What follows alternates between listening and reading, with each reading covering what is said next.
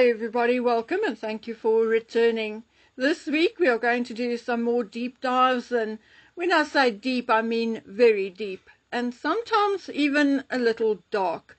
But today, as say an introduction to our deep dives, we are just going to check in on a few royals.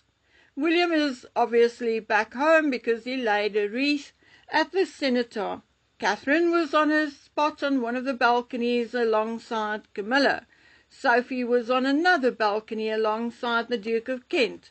Normally, I get a little tearful watching the event around the Senator, but this year, for some reason, it hit very differently. I cannot quite explain the feelings, sadness and anger perhaps. The words of Alec Penstone kept repeating in my head, and I'm going to try and tell you exactly what he said and do so verbatim. My message is, I can see in my mind's eye those rows and rows of white stones and all the hundreds of my friends who gave their lives. For what? The country of today? No, I'm sorry, but the sacrifice wasn't worth the result of what it is now. Now, I think Mr. Penstone spoke for everybody who cares one bit for Britain. But it wasn't just that. When I was in Canada this time in 2021, I bought a poppy pin, a pretty little thing which I still wear. Not only for Canadian and British troops and veterans, but also for my own ancestors, who not only went through hardship in Scotland and England, but also for my ancestors from Dutch and French origin, who as eventually Boers had to defend and often died defending their homes and families. And quite frankly, my friends, I'm sick to the gills of the wokery and the brown-nosing towards other groups who invaded our countries, people who are supposedly offended by our culture and our respect for one another and for others, and even more so for those who loved us enough to lay their lives on the line for us. Yet a judge or judges of the Nova Scotia Supreme and Provincial Courts banned staff from wearing poppies, allegedly to show a neutral and unbiased court. Well, sorry judges. Just in case you did not know, the poppy is a symbol of remembrance for fallen soldiers who have served in conflict.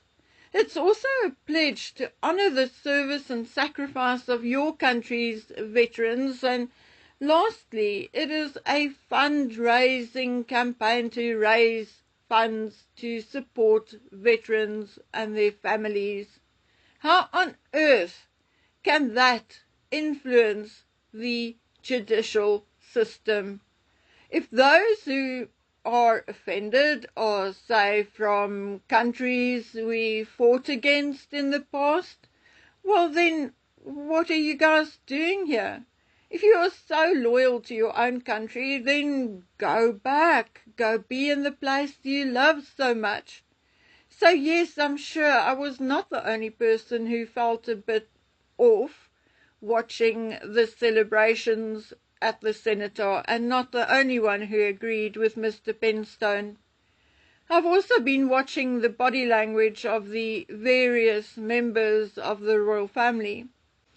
I don't know, you guys, I'm getting very mixed signals, but because it's such a serious and solemn atmosphere anyway, I don't think it is the time or place to judge. But believe me, the rumors are thick and fast, and some are of such salacious nature and some so accusatory that I would be hard-pressed to repeat it here.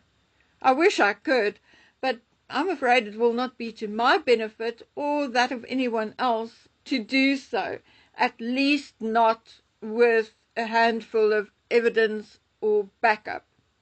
A couple of people said that I said something big was going to happen in October. Well, I'm going to admit that. I did actually say that. But in the very next video, I corrected myself and I actually said something big was going to happen between the beginning of October and before Christmas. And the one thing I was expecting and waiting for, because I had someone telling me it was just a matter of time, not if, but when, and that was that Charles would get his wish and Andrew would be made to leave Royal Lodge. Although there were rumours and talks between Charles and Starmer and even William and Starmer, I did not expect Andrew's princely title to be taken from him. I did, however, fully expected him to lose his Duke of York title before Christmas. But that said, there is or was something else, and there's still absolute radio silence about it. And yes, it does concern Meghan, Harry and Charles. What I can tell you, though, is that everything I was told would happen in order to make this other thing happen has happened so far. So I am watching with bated breath. I did hear from the other side of the pond that the rather shocking plans and announcements may be put off until early next year. So hang in there, my friends. As soon as I know, you will know. And I believe also that the so-called negotiations are still ongoing. And to give you one tip, I heard that it may be put off until beginning of next year from someone who heard it directly from the horse's mouth, directly from Meghan. Okay, so now talking about all of this, as we have seen over the last few years for the royals, it can be downright dangerous to be seen with certain people. Unless you are the spoiled future king called Charles, you can lose everything and more if you hang around with certain people. Now, I'm not joking when I'm saying the jury is still out on whether Harry and Meghan or Harry or Meghan had attended or were invited to one of Diddy's white parties. I personally have not seen any proof of it. So I cannot say, yes, it is true, or no, it is not. But the jury is also still out on whether Harry was offered a lift on a flight to Africa aboard the Lolita Express. Again, I have not seen any proof of any such thing. But would I lay my life on the line to say, no, none of this happened? No.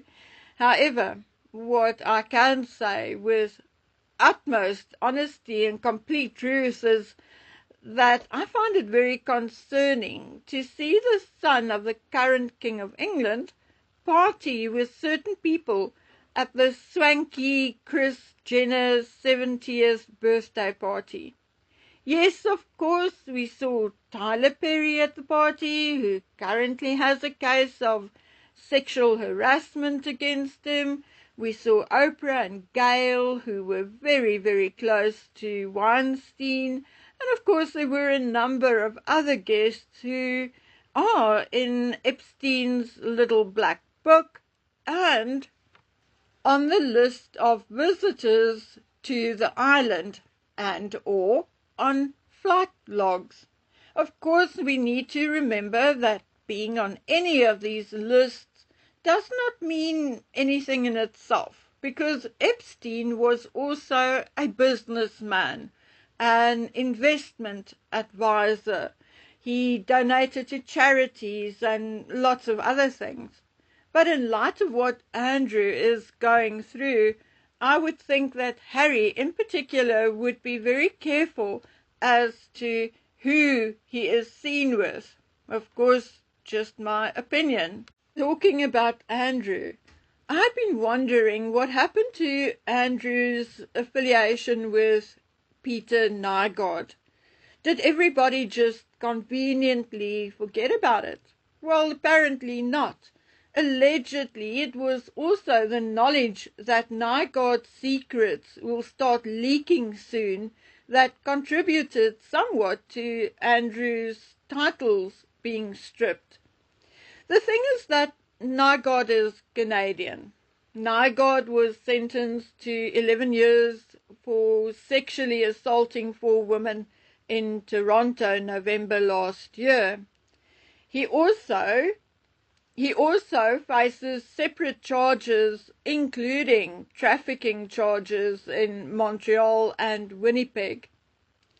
Once his criminal cases in Canada are over, he is expected to be extradited to the United States. So what I'm trying to tell you is that Canada, with Charles as head of state, would likely not want to get involved with the king's brother. But the United States is not going to hold the same sentiments.